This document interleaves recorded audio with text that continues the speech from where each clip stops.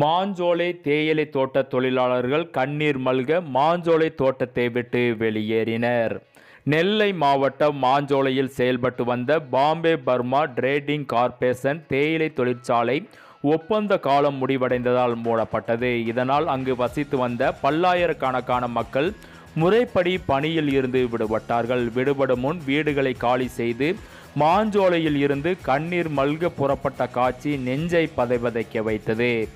மாஞ்சோலை தேயிலை தோட்ட தொழிலாளர்கள் விருப்ப ஓய்வு என்ற பெயரில் மறைமுகமாக கட்டாயப்படுத்தி வெளியேறுவதை தடுத்து நிறுத்த வருகின்ற ஜூன் 20 துவங்க உள்ள தமிழக சட்டமன்ற கூட்டத்தொடரில் குரல் கொடுக்க அனைத்து கட்சிகளுக்கும் புதிய தமிழகம் கட்சி தலைவர் டாக்டர் க. கிருஷ்ணசாமி கடிதம் எழுதியுள்ளார் என்பது குறிப்பிடத்தக்கது.